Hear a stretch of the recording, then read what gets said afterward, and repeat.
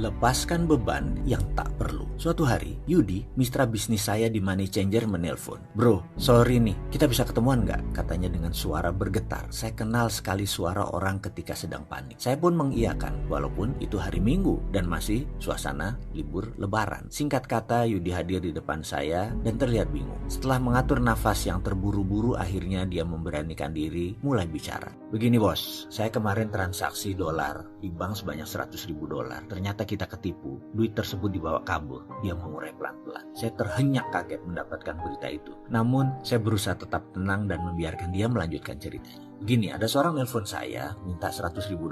Harga di suasana lebaran kan gak jelas. Jadi saya kasih harga tinggi. Dia mau loh. Ini untung besar buat kita. Lalu saya janjian di bank di daerah Pondok Indah. Kebetulan ada 2 bank asing bersebelahan. Dia bilang rupiahnya ada di bank satunya, yang dolarnya nanti dimasukkan ke bank sebelahnya. Lalu dia meminta uang dolar yang saya bawa untuk dihitung. Setelah dihitung benar 100.000. Dia meminta temannya untuk jalan menemani saya ke bank sebelah untuk mengambil rupiahnya. Entah bagaimana saya memang bodoh. Uang dolarnya sudah saya berikan ke dia. Lalu ketika saya hendak mengambil rupiah, tahu-tahu temannya kabur. Saya berusaha mengejar, tapi saya teringat bahwa dia nggak pegang apa-apa. Yang pegang dolar ya temannya di bank satunya tadi. Kisahnya sambil menenangkan detak jantungnya yang galau. Saya tak banyak berpikir. Yang saya fokuskan hanya bagaimana uang tersebut bisa kembali. Yang saya minta tentunya dia bertanggung jawab. Dia berkata, saya bertanggung jawab. Saya akan cari sana sini, dan kalau nggak bisa juga ya saya pinjam orang tua saya. Kata-kata tersebut membuat saya tenang. Saya tahu ayahnya memiliki kemampuan untuk angka tersebut. Namun di kepala saya terbersit kemungkinan yang berat terlaksana. Masalah itu bukan uang saya. Dari perputaran uang tersebut, ada lebih 60 orang yang mempercayai keuangannya dikelola oleh saya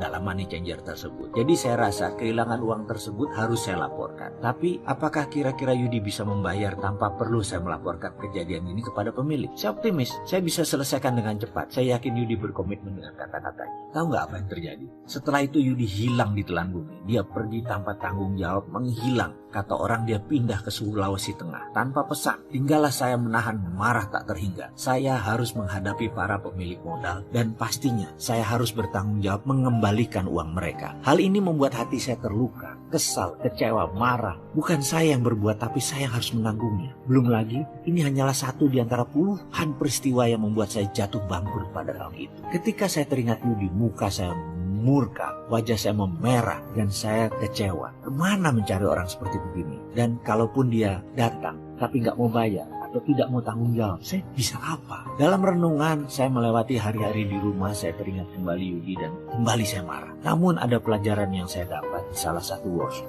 Katanya, jika saya masih memendam marah pada seseorang atau sesuatu, saya akan terkena looping, memutar di tempat dalam pikiran dan hati saya dan tidak akan keluar sampai saya melepas hal tersebut dalam pikiran saya. Benar, saya harus melepas kemelut dalam pikiran. Tapi bagaimana saya melepasnya? Kalau saya ingat namanya aja saya marah. Pelajaran tentang prosperity conscious sangat jelas. Tidak boleh ada hal negatif atau berlawanan dengan kemakmuran. Karena hal itu membuat konflik interest dalam pikiran. Otak manusia hanya bisa memikirkan satu hal. Jadi jika ada yang lain akan mengantri di belakang pikiran yang sedang difokuskan. Bagaimana uang bisa datang kalau yang di depan adalah kemarahan terhadap Yudi? Kalau mengikuti materi prosperity conscious, saya harus memaafkan Yudi. Ya, sekali lagi, memaafkan, mencintai, dan mendoakan dirinya sukses selalu. Ini pelajaran gila menurut saya. Saya harus mengasihi sampai benar-benar tulus kepada orang yang melukai diri saya. Ego saya mengatakan saya tidak akan pernah bisa memaafkan pengecut ini. Tapi di sisi lain batin saya mengatakan saya ingin hidup damai dan penuh kemudahan. Untungnya saya bukan orang yang rumit. Untungnya saya bukan orang yang senang susah. Saya lebih baik berdamai dengan diri sendiri. Poinnya begini, bayangkan saya di hadapan Anda. Lalu saya meminta Anda mengangkat kedua belah tangan Anda, telapaknya menengadah ke atas. Di tangan saya ada satu buah bolpen dan satu buah ponsel. Bolpen saya letakkan di tangan kiri Anda. Ponsel saya letakkan di tangan kanan Anda. Dan kemudian saya akan bertanya kepada Anda sahabat, mana yang lebih berat? Anda pasti mengatakan ponsel di tangan kanan yang lebih berat. Lalu saya angkat ponsel tersebut dan saya letakkan di meja. Bolpen masih di tangan kiri Anda. Lalu saya bertanya sekali lagi kepada Anda sahabat, bolpen ini ringan kan daripada ponsel? Anda pasti jawab benar. Lalu saya akan bertanya, bagaimana jika bolpen di tangan kiri ini Anda pegang 5 jam ke depan. Apakah bisa? Tentu Anda akan bilang, berat menahan bolpen selama 5 jam di tangan. Pertanyaan saya adalah, yang berat itu bolpennya atau lamanya? Anda pasti menjawab lamanya. Nah, inilah yang saya maksud dengan masalah saya tadi. Jika saya menggenggam terus kemarahan dengan Yudi, maka semakin diulang, semakin memberat. Semakin lama saya pegang, semakin berat. Saat itu juga saya memutuskan untuk menjalankan apa yang saya pelajari, yaitu forgiving of others. Saya memutuskan untuk mencintai Yudi dengan tulus dan utuh. Saya bawa dalam doa. Setiap saat saya teringat Yudi, saya doakan dia. Saya lupakan semua peristiwa yang telah dia lakukan. Saya lupa berapa lama saya melakukannya. Saya hanya ingat yang ada hanya ketulusan. Saya sudah mengikhlaskan semuanya.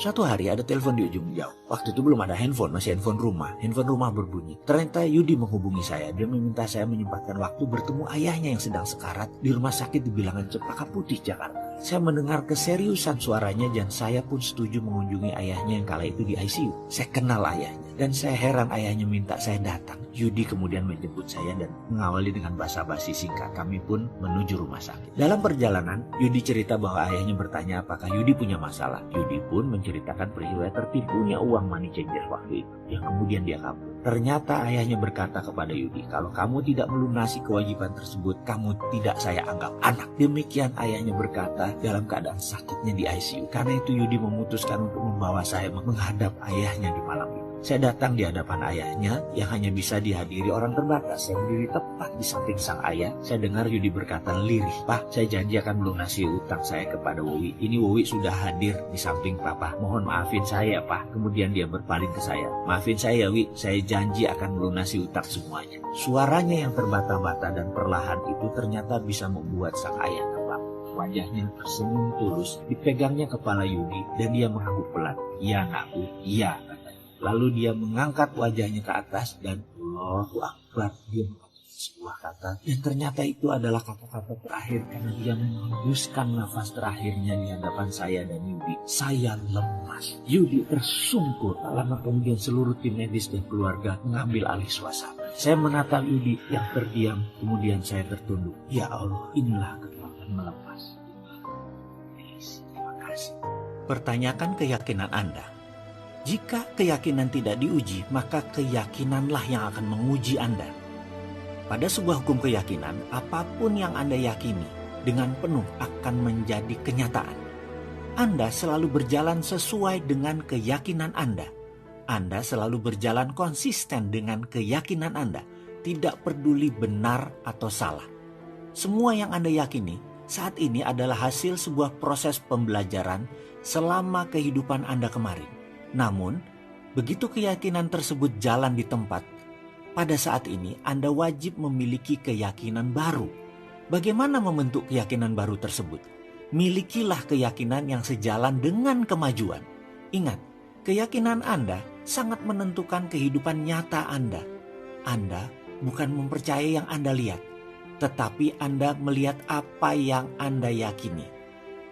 Dan ketahuilah, keyakinan yang paling berbahaya adalah kepercayaan yang membatasi diri atau self-limiting belief. Ini adalah jenis keyakinan terhadap diri Anda, terhadap potensi Anda yang menghambat Anda. Banyaknya keyakinan seperti ini adalah keyakinan yang Anda terima tanpa melihat kebenarannya.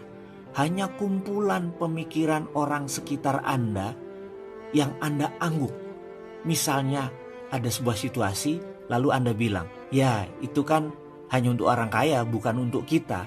Atau, "Ngapain sukses atau kaya kalau nggak bahagia? Hidup kan yang penting bahagia." Atau Anda menyatakan begini, "Ini informasi apaan sih? Paling sama aja ngajarin ilmu tapi susah dipraktekin." Perhatikan 3 kalimat tersebut. Pernyataan pertama membuktikan bahwa dalam pikiran Anda memilih berjarak dengan kekayaan, berjarak dengan kesuksesan.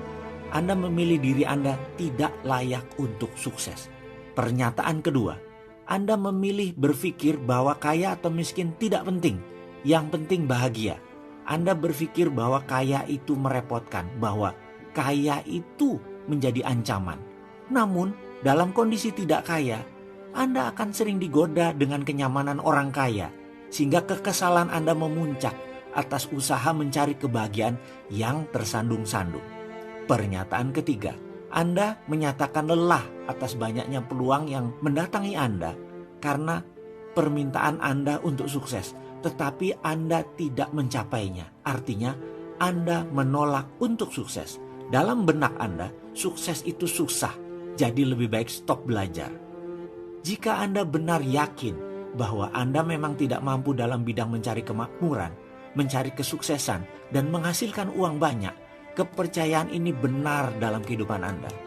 Saya berani jujur mengatakan karena dulu saya berpikir seperti itu, sehingga saya memutuskan untuk merubahnya. Dan setelah saya belajar melalui terseok-seok dan jalan susah, saya harap saya bisa berbagi pelajaran pengalaman hidup ini untuk Anda bahwa ternyata ada cara mudah.